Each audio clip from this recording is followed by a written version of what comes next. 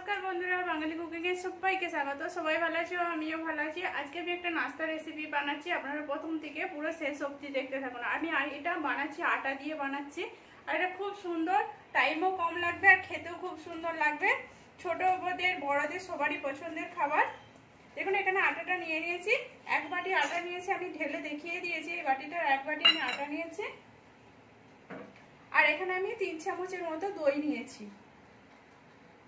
নুন দিয়ে দিলাম, দিয়ে একটু অল্প করে জল দিয়ে এটাকে আমি মিশাতে থাকবো। এই দেখুন, এটাকে একটা ঘোল মতো বানাবো। এটা বেটারটা একটু পাতলা টাইপের হবে। দেখুন এখানে আমার বেটারটা হয়ে গেছে। বেটারটা কিরকম হয়েছে আমি সেটাও দেখাচ্ছি। এই দেখুন, এরকম ভাবে বেটারটা বানাতে হবে। এটা আমি 10 মিনিটের মতো ঢেকে রেখে দিচ্ছি। আর এটা খাওয়ার জন্য, এটার সাথে খাওয়ার জন্য আমি একটা চাটনি বানাচ্ছি, সেটা আপনারা দেখুন। চাটনিটা বানানোর জন্য কড়া বসেছি, কড়াতে তেল দিয়ে দিচ্ছি। এবার আমি আধা চামচের মতো আমি সরষে দিয়ে দিচ্ছি। এই দেখুন, জিরে দিয়ে দিচ্ছি, একটু পেঁয়াজ কুচি দিয়ে দিলাম, পেঁয়াজ কুচি আর একটু কড়ি পাতা দিয়ে দিলাম, 6-7টা কড়ি পাতা। এগুলো আমি ভেজে নেবো। এখানে আমার পেঁয়াজটা ভাজা হয়ে গেছে। আদা রসুনটাও দিয়ে দিচ্ছি। আদা রসুনটা আমি একটু হালকা করে ভেজে নেবো। এখানে আমার আদা রসুনটাও ভাজা হয়ে গেছে। এবার শিমলা মির্চি দিয়ে দিচ্ছি আমি, আর টমেটোটাকেও দিয়ে দিচ্ছি। আমি লম্বা লম্বা করে দুটোই কেটেছিলাম, দুটোকেই আমি একটু নেড়ে নিচ্ছি। এর সাথে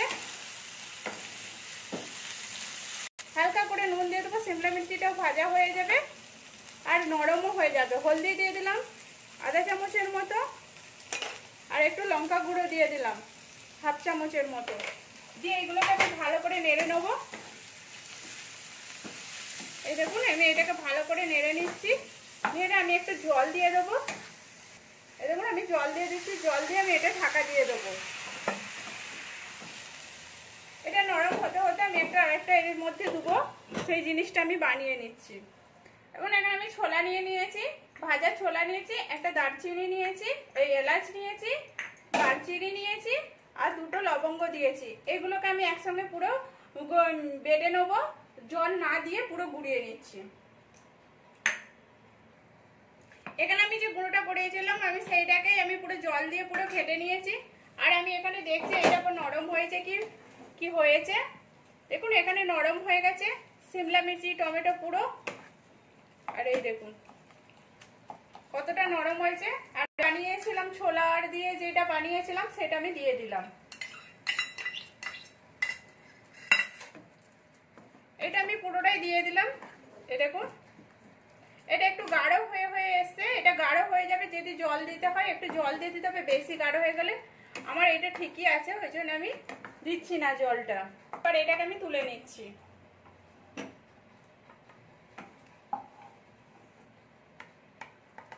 ওখানে আমার চাটনিটা বানানো হয়ে গেছে। এই বেটারটার মধ্যে এবার আমি কিছু মশলা যোগ করছি।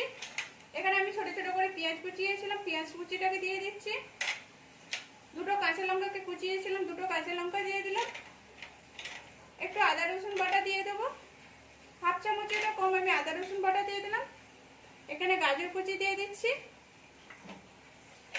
এখানে চাট মশলা দিয়ে দিলাম 1/2 চামচের মতো, গরম মশলা, জিরে পাউডার রয়েছে, কিছুটা ধনে পাতা কুচি রয়েছে, একটু হলদি পাউডার দিয়ে দেবো, সামান্য পরিমাণে হলদি পাউডার দিয়ে দিলাম। আর সবজিগুলো দিয়েছি বলে আগে কিন্তু নুন দেওয়া রয়েছে, অল্প নুন দিয়ে দিলাম আমি।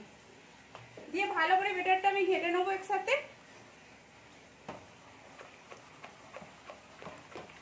আমার বেটারটা বানানো হয়ে গেছে। তার মধ্যে একটু অল্প করে তেল দিয়ে দিয়েছি। এবার আমি এই ডাবুতে করে একটু তুলে নিচ্ছি, নিয়ে চারদিকটা গোল করে নিচ্ছি। এই দেখুন, এরকম করে পুরো পাতলা করে গোল করে নেবো। আমার এটা উপর দিকটা পুরোটা শুকনো হয়ে গেছে। এবার এর মধ্যে আমি তেল দিয়ে দিচ্ছি। এই দেখুন, পুরোটা ভালো করে তেলটা লাগিয়ে নেবো আমি। আমার কাছে বেরাস ছিল না বলে আমি আলুতে লাগিয়ে দিচ্ছি। এই দেখুন, উল্টে দিচ্ছি। আমার পেছন দিকটাও হয়ে গেছে অনেকটা। এবার আর উল্টে দিয়েছি, সেটাও একটু আমি হালকা লাল হতে দেবো। এই দেখুন, এই দিকটা কেমন লাল লাল হয়ে গেছে। এবার আমি এটাকে তুলে নেবো। এরকম করে আমি পুরোটাই বানিয়ে নিচ্ছি। এই দেখুন, তেল দিয়ে দিচ্ছি। এবার আবার এরকম করে পুরোটা বানিয়ে নেব।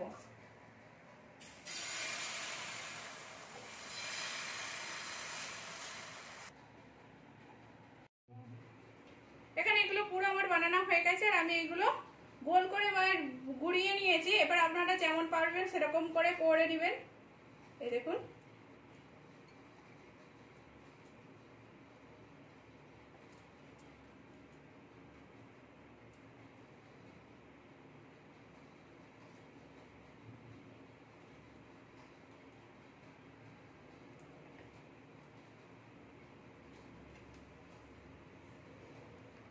এটা একটু দূরে রাখবে।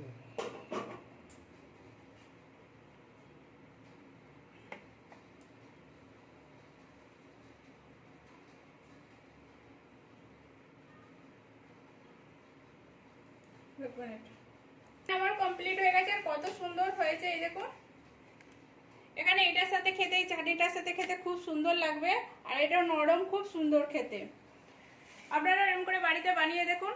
সকালে বিকালের জন্য খুব নাস্তাটা খুব পছন্দের জিনিস, বাচ্চারাও খেতে পছন্দ করবে, বড়রাও খেতে পছন্দ করবে আর কম টাইমের মধ্যে এটা বানানো হয়ে গেছে। ভালো লাগলে একটা লাইক করবেন, শেয়ার করবেন আর সাবস্ক্রাইব করে পাশে থাকবেন। প্লিজ কমেন্ট করে বলবেন কেমন হয়েছে।